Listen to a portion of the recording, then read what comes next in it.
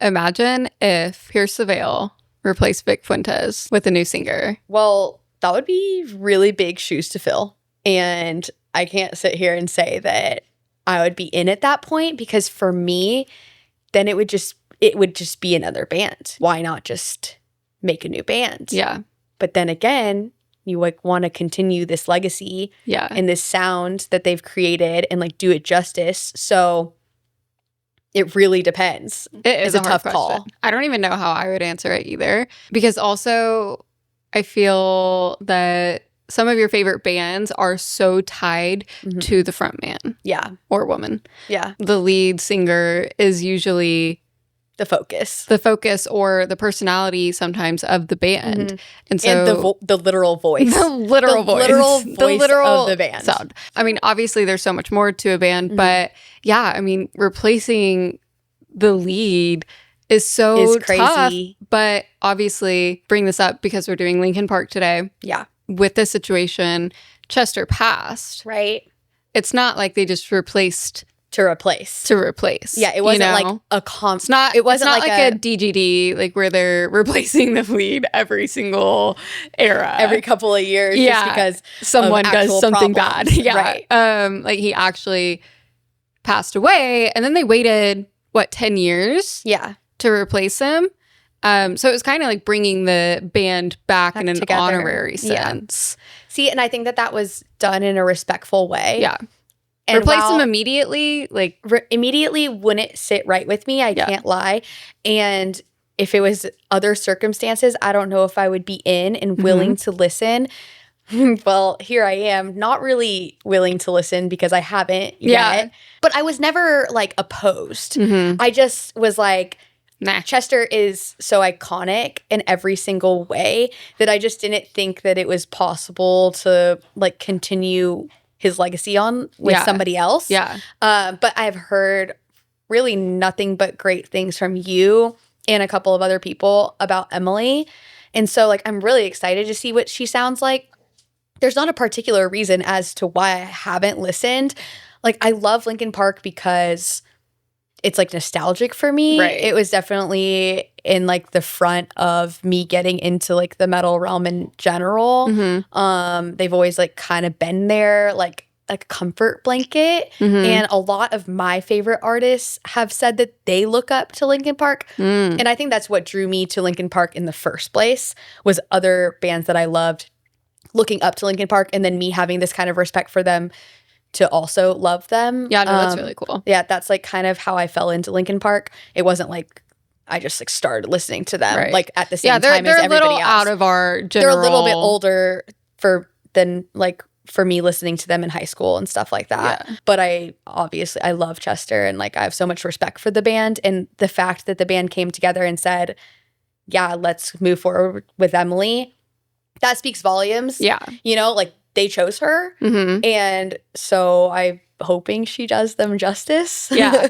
And I mean, I feel like when it was first announced, obviously the reaction was tough, really mixed. Yeah. And the negative reactions were really negative. You know? And her being a female obviously plays a role in that as well. Which her being a girl, I'm like, hell yeah. Hell yeah for us. Yeah. But, you know, replacing Chester with a female vocalist is controversial to some people. Yeah. Not me, but I think hell yeah. Yeah, me too. The fact that they did that. I think it's super sick. Yeah, I saw Linkin Park, a year or 2 years ago? They went on tour for their newest album with Emily. And, you know, they covered some of, or I guess not covered, but they played older songs that were written by Chester and performed by him. And then they also did their own originals. There has to be a mix if you're going to continue on as 100%. Linkin Park. And the older songs were really fun to listen to. And then through her eyes. And I think she did really, really well. I think she takes it on really well. She sounds amazing.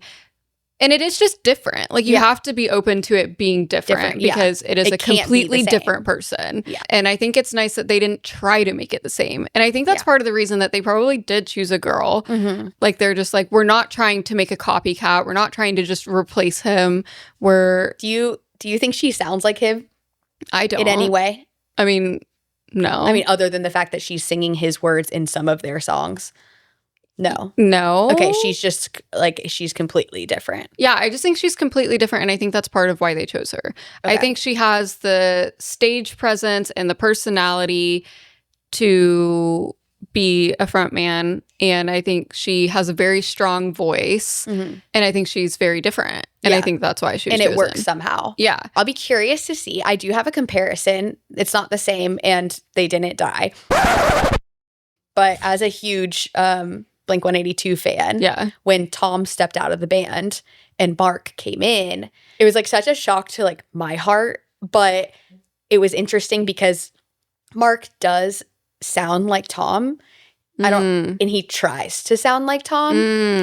And I couldn't really like get with that completely. There's albums that they made together that I do love, and I have a certain love in my heart for them, but like never the same as when Tom was in the band or like how he's in the band now.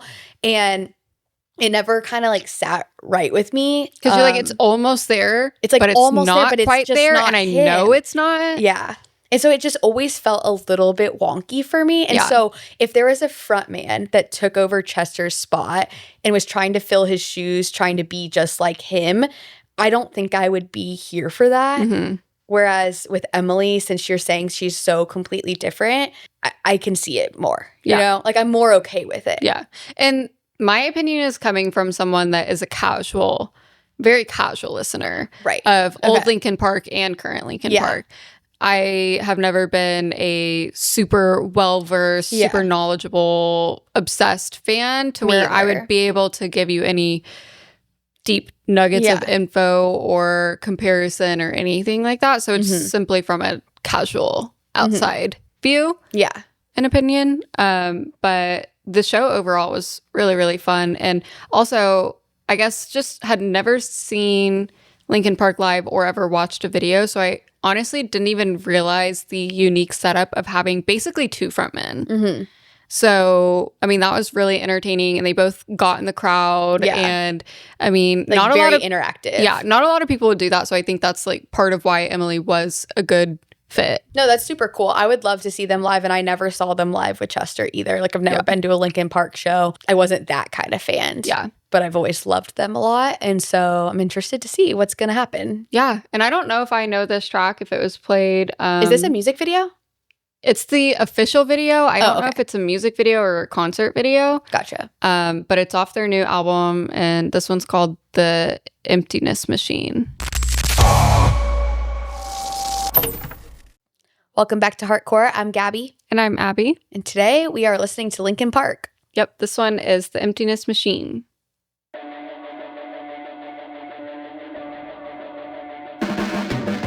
Your blades are sharpened with precision, flashing your favorite point of view. I know you're waiting in the distance, just like you always do, just like you always do.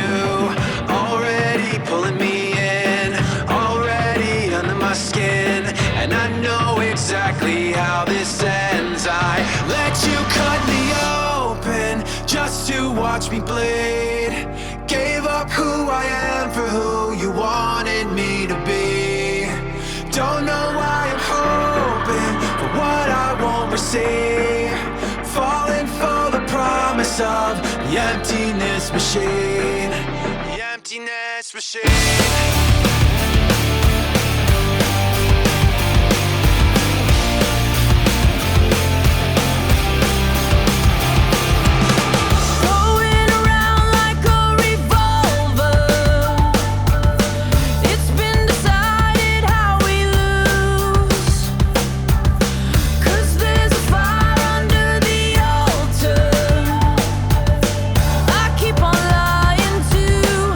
Keep on lying to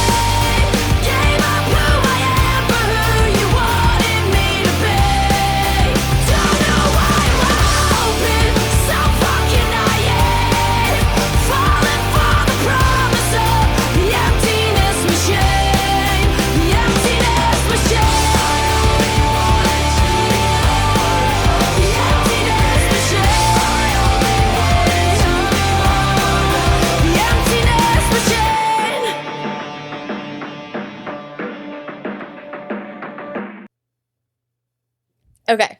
I think two things can be true at once. Okay. I think she's super talented Mm-hmm. and she came in super confident.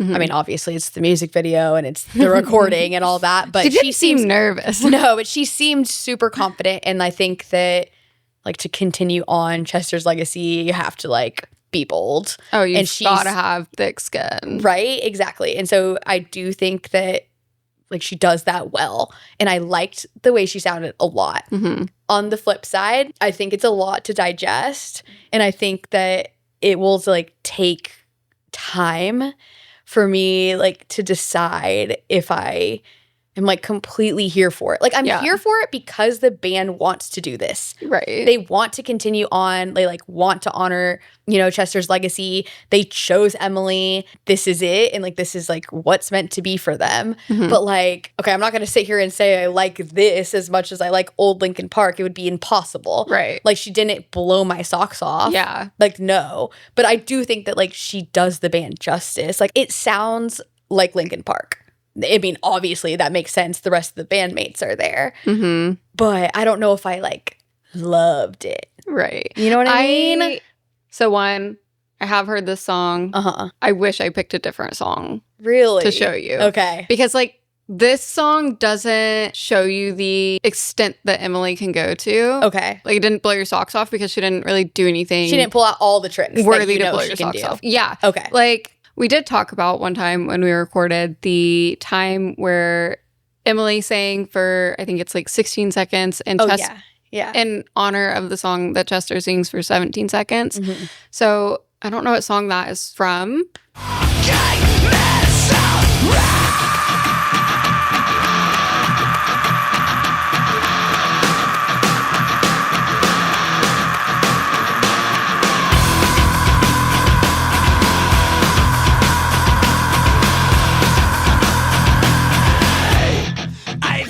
But yeah, she pulls out the tricks in that song. That would blow your socks off, right? Okay. But no, that's fair. Like I'm willing to have my socks blown off in a different song. Did it happen in this one for me? No. But like I really did like how her voice kind of like drawed out. Can't even like, I don't know the lyrics to this song, so I can't sing it to you right now. Right. You know, but there was like certain elements that I was like, wow, it sounded so good. Or I was like, that's like such a nod. Like I get where she fits in with Linkin Park.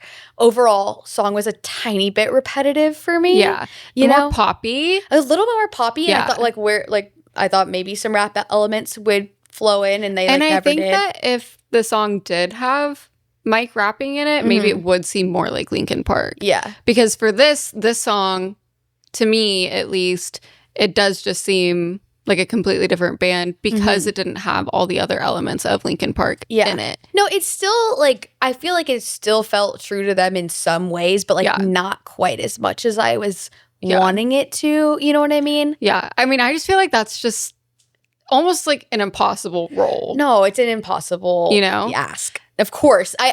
I'm just saying, like, I think she's talented. Do you know where she came from? Like, was she in another band before this? I'm sure she was, but like, I wonder if it was like a band that other people know about too, or like, where did they find her? You know, co-founder of Dead Sarah.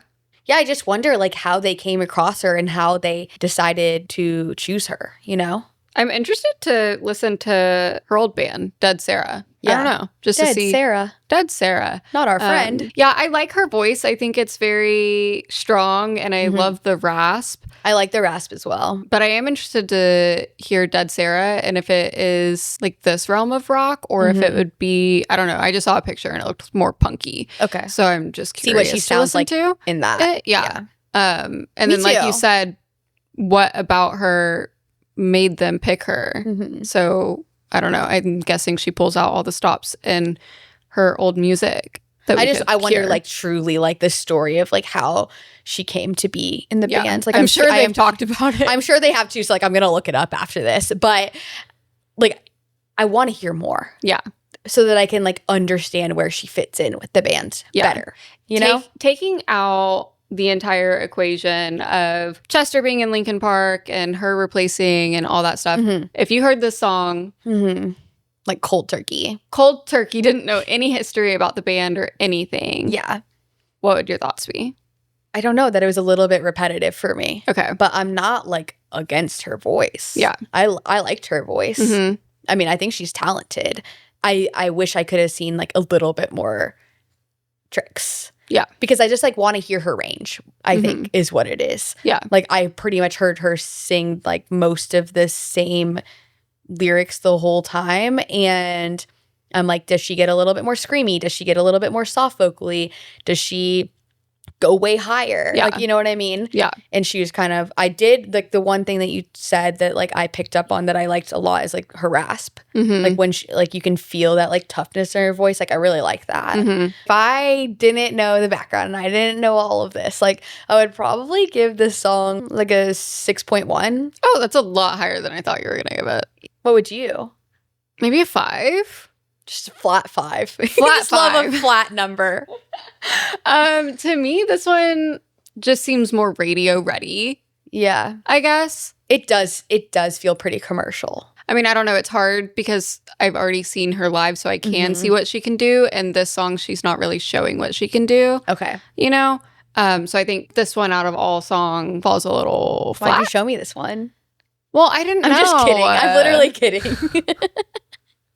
Because I don't listen, like, I haven't listened to this album No, I know. since I saw them live. Yeah. So I don't know the names of the songs. Like, again, I'm a very casual listener. And when I say casual, it's very casual. Very casual. Like, this is not my realm of rock. Yeah. You know? I mean, me either. So I don't listen to it very often. So I don't know the names. It does. Like I don't know the names of the songs. This track does feel like, for lack of better words, because things that are mainstream can be really good too. Obviously, that's half the reason why they are mainstream half the time.